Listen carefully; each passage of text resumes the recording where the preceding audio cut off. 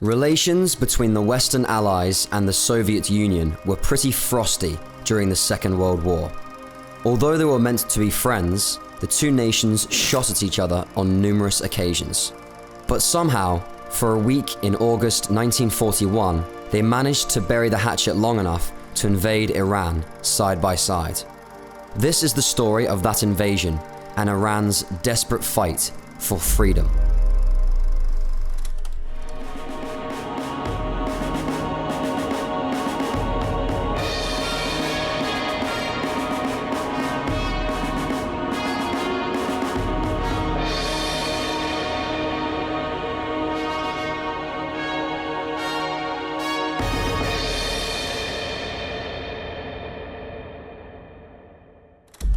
First up, we need a little background.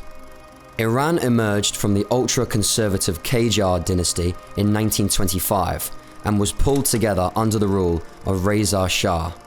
Reza borrowed heavily from Western banks and used the money to fund a grand modernization program.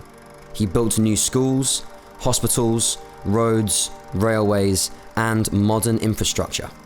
He also pursued industrialization, which hadn't yet spread through the whole country. His dependence on foreign loans to make his big dreams come true forced Tehran to adopt a policy of strict neutrality towards all European powers. In less than 2 decades, this came back to bite him. In 1931, Reza cancelled the Darcy Concession. This deal, made 30 years earlier by the old regime, gave the Anglo-Iranian Oil Company exclusive rights to drill for oil inside Iran's borders. In return, Iran got 16% of the profits from its own national resources. The deal had been closed only after the British paid huge bribes to the government, so there wasn't anything in it for the new Shah.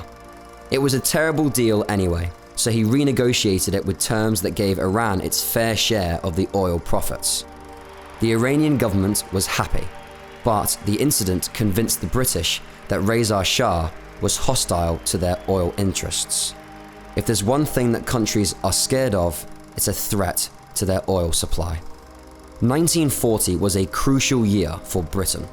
The Battle of Britain raged for months in the skies of England.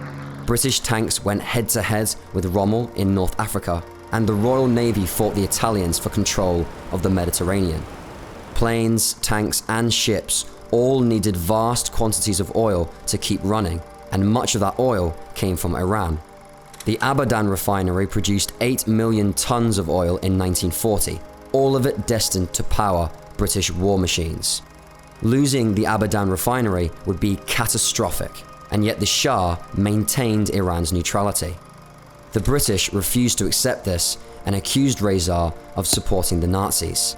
Iran reaffirmed its neutrality, but the writing was on the wall for invasion.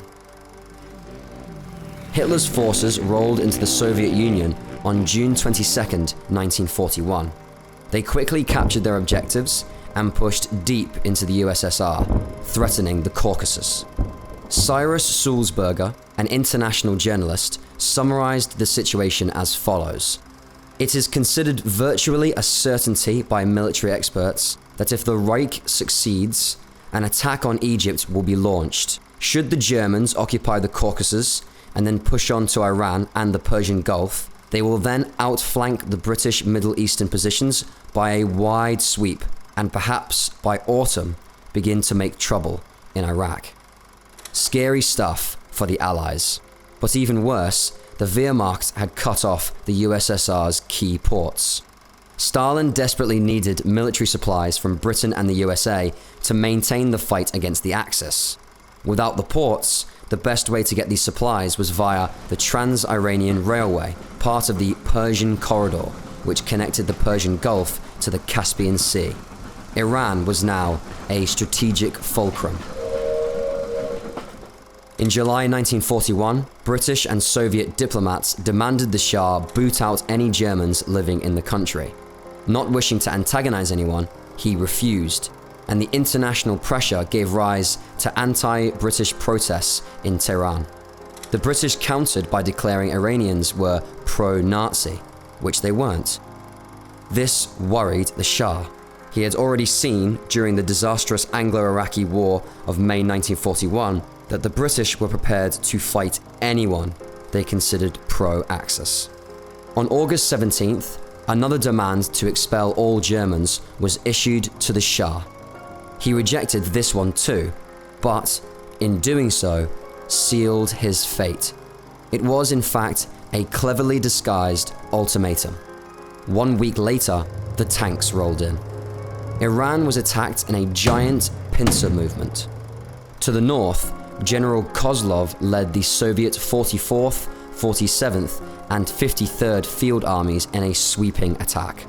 1,000 T-26 light tanks acted as a vanguard for 200,000 Soviet soldiers advancing south from Soviet Turkmenistan and Soviet Azerbaijan. Hundreds of Soviet bombers thundered in the skies above, their targets picked out from intelligence meticulously collected by the British.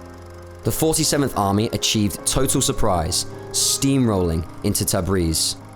The Iranian 3rd Division was positioned to intercept them, but poor communications prevented it from doing so. By the time the 3rd was ready, the Soviets had already broken through. To the east, the 53rd Army attacked Ardabil. There they encountered the Iranian 15th Division. It put up a strong defense despite its useless commander. While his men held the line against massive Soviet attacks, Brigadier General Kadiri jumped in his staff car and bolted. He even ordered supply trucks to dump rations and ammo in the desert so they could be loaded with his personal belongings instead. Other Iranian commanders were cut off in rear echelon headquarters and were unable to communicate with their men. Despite this, the Iranian ground troops held their resolve. Leaderless and without orders, the Iranian 3rd and 15th Divisions held formation and marched towards the enemy, succeeding in pushing the Soviets back in a few locations. Such is the power of high morale. But tanks, planes, and artillery proved decisive. The Soviets eventually surrounded the brave Iranians and pummeled them until they surrendered. Iran's north was lost to the Soviets on August 26th. While the Soviets battled in the north, British forces, which were mostly Indians, attacked in the south. They airdropped leaflets on towns and cities, explaining that, actually, they weren't invading, even if it looked like they were. Instead, they claimed to be preemptively liberating Iran from German occupation. Kind of like how Germany preemptively liberated Poland from Allied occupation, or preemptively liberated France from French occupation. The Royal Air Force then flew in and bombed Tehran and Qazvin. They were aiming for military targets, but bombing in 1941 was much more miss than hit. Several hundred civilians were killed. British paratroopers secured the Abadan refinery, which was priority 1, and then engaged Iranian forces. Indian troops advanced from Basra in occupied Iraq and took southern Iran after a series of battles against the outmatched Iranians. They also had naval support. Ships of both the Royal Navy and Royal Australian Navy steamed up the river, separating Iran and Iraq, to pound Iranian positions and land amphibious forces. By the 26th, the British had captured the entire region. Only scattered Iranian resistance remained. While Tehran shuddered from explosions of both British and Soviet bombs, Reza Shah demanded the ambassadors of the invaders explain themselves. He wanted to know why they were invading and why they hadn't declared war. Both said it was because of German residents. When the Shah asked them if they would stop after he kicked the Germans out, they did not answer. His generals then requested permission to blow up Iran's major roads and bridges to slow the Allied advance, but the Shah refused. He could not bear to destroy the fruits of his many pre-war infrastructure projects. The Allies would be allowed to pass unimpeded. On August 27th, the British advanced to Avaz, from where they planned to drive north, capture Qazvin, link up with the Soviets, and have the whole thing done in time for tea and medals. But it wasn't quite so easy. The Iranians, again possessing very high morale, had entrenched themselves around the city and refused to budge. They even withstood several British armoured attacks. The Soviets faced a similar situation. 3 Iranian soldiers stopped the entire Soviet advance by making a last stand on an important bridge. The Soviets couldn't risk using artillery, so they had to repeatedly charge the men with infantry. The Iranians held them back for hours. By August 28th, the Iranian situation was hopeless. The British had decided to go around Avaz, and the 3 soldiers holding up the Soviets had run out of ammo and finally been killed. The Soviets threatened to completely flatten Tehran with bombs, and the British blockade was already causing food shortages. On the 29th, 4 days after the invasion began, the Shah ordered a ceasefire. Continued resistance was hopeless in the face of combined Soviet and British firepower, and Reza wanted to keep Iran intact. The Persian corridor became the primary mode for supplies to reach the Soviet Union, with 5 million tons being transported during the war. Iran never fully accepted Allied occupation, and resistance forces battled them to the very end. But what do you think? Was Iran simply a victim of its geography and natural resources? Why do you think the Iranian soldiers had such high morale? Was Reza Shah right not to destroy the roads and bridges? Let us know in the comments.